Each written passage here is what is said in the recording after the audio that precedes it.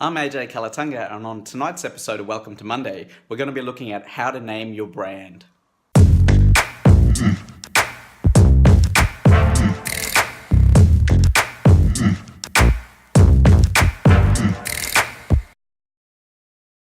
Welcome to Monday, entrepreneurs. Thrilled to have you here with me as we stir up trouble amongst the status quo.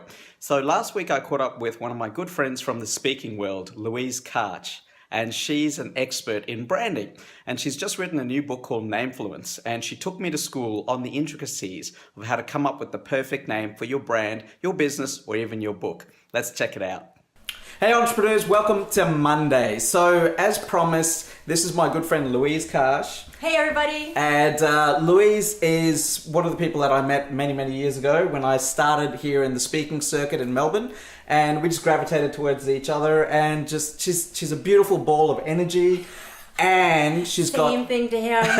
Don't know. And she's got some really good insights on just how to sort of she takes information and distills it in such a way that you can get it just like that. So she's written her new book, which is Namefluence, and it's really about naming companies, naming projects, naming businesses. So I want to just turn over the camera to her, and she'll just give you a few tips on the idea.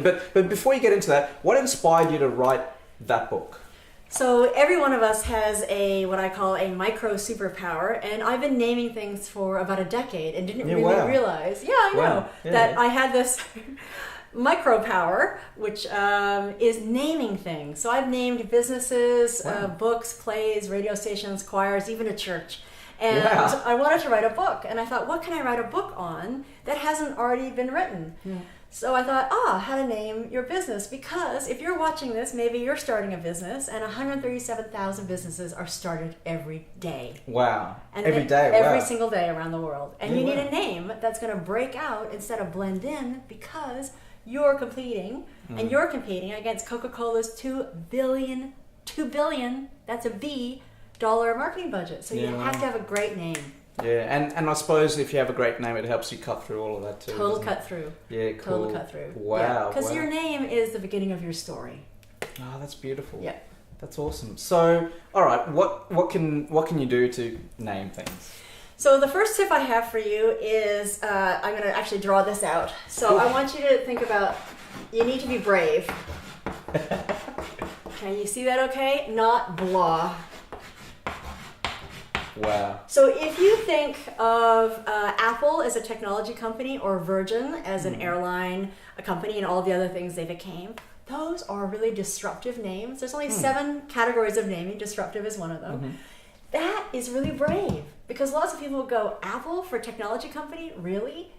Well, yeah, because it disrupts the category. It's brave. So one of the big tips I can give you, I shouldn't have drawn a line under here, is if you think of this line, you always want to stay brave in your naming. Right. Okay. And that applies to projects and books and everything, doesn't it, across the spectrum? Wow. Boring never catches anybody's attention. No, it doesn't. And I learned that the hard way. So I can't believe you'd ever be boring, but anyway. Yeah. We all start somewhere, Yeah. Cool. Second tip. Yeah, so the second tip, and another of the categories of naming, is design. Okay. So design your own name. So Rolex, Haagen-Dazs, Kodak, those are all made-up names. Right, okay. Now, you might want to stop me there, but I give you 100% permission to make up your name. So you told me before about the Rolex story. Maybe you could share that with you. So yes, that's one of the opening stories, because I want you to have these techniques.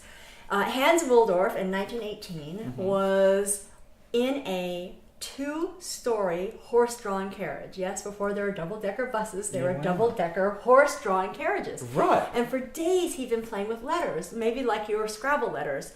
And nothing was coming to him. He wanted a name that would work in any language and fit on a watch face. So there he is, traveling on Cheapside Street. You can imagine hearing a horse's hoofs on the cobblestones, and he says a muse gave him the word Rolex. Okay. So one of the techniques I have for you is naming is a volume game. You want many ideas, and then you just want to ignore. Okay. Because the executive processing part of your brain, while you're doing something else like washing dishes, having a shower, listening to the horses go along the street, that's when sometimes you'll get your aha idea. Yeah, wow. That having that time and space to just absorb. Well, it's work and play, so you need that, like, get in there, but also just give yourself a break from it. Yeah, wow, and that allows clarity, I suppose. Well, it's we have an amazing brain, and so it's often working on problems when we're not even aware of it. So if you dedicate a certain amount of time every day to work on it, it's actually going to get those neurons firing while you're busy paying attention to something else. And that's why people sort of like get inspired in the weirdest places possible, I suppose. Right. So that's all the science behind all that stuff. Yes. Yeah, cool. Yeah. Awesome. Wow. Third tip. What would that be? So the third tip that I have for you is one. Actually, we didn't even talk about this, but can I give you guys this tip? Please this is actually really cool. Yeah. So one or the other, and I know I said there were 7 different categories of naming. One of them is called designate, and this is just like ridiculously cool, and I didn't realize it until I spent a year analyzing names. So the designate technique is iMac references the singular, YouTube references the singular. United Nations represents the plural. So Lady Gaga, the singular. Geek Squad, the plural. So there are lots of companies that use that designate technique where they refer to an individual or group of individuals. Penguin Publishing, it's designating a singular entity. So that's such a powerful technique. Burger King references the singular. Right, and what's the why? Like, what's important about that? Well, the reason why is because we're drawn to. Actually, I don't know why.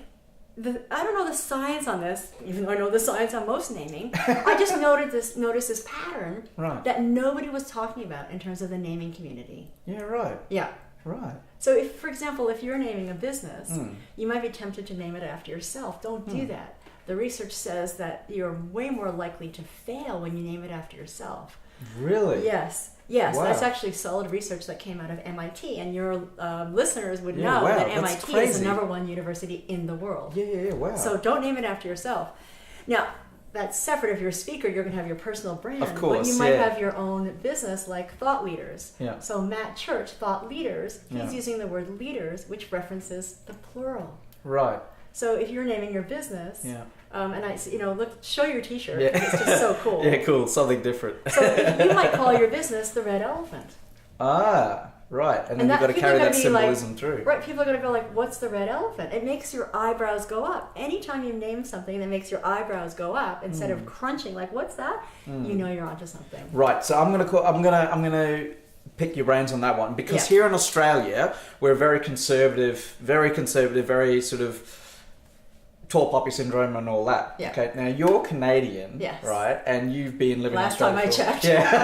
Yeah. We carded her at the airport. So how have you found? So you come from an entirely different culture. Yeah. More different way of doing things over there, right?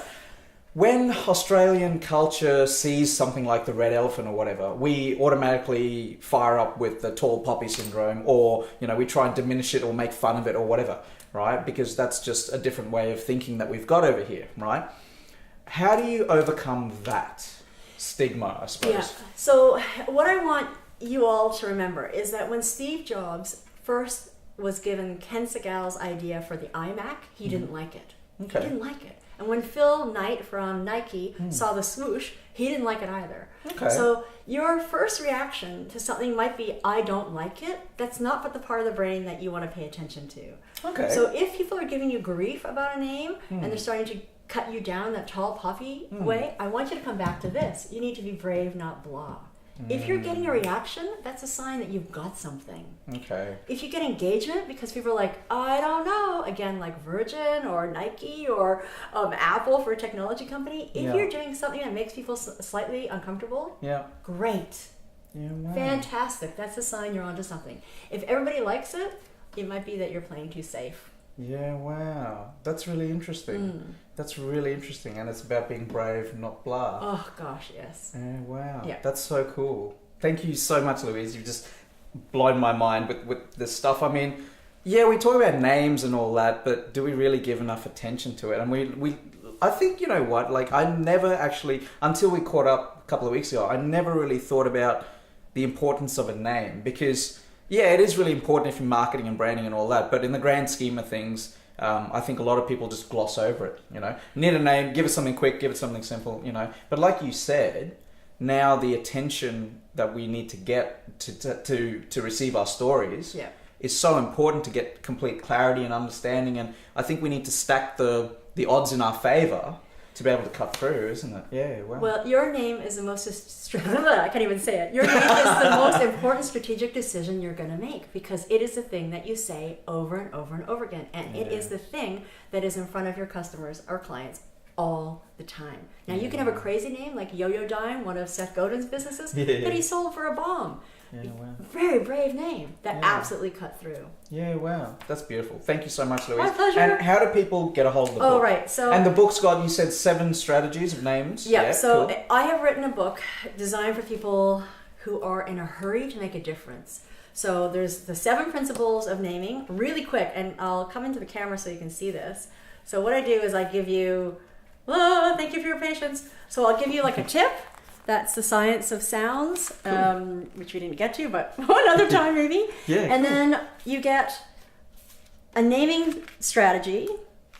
So I'll explain a strategy, and then there's room in the book to do it. So you can just flip through, find a tip you like, and do it. Sorry to block your face, gorgeous. No, that's awesome. Yeah, so really great, quick. And Louise is big about taking a whole bunch of research and ideas, distilling it into just, because we're all busy, right? We don't have time to muck around. We've got companies, careers, whatever to grow. So this book is really awesome. And where can they get a copy? You can get a copy from, so the website is namefluence.co.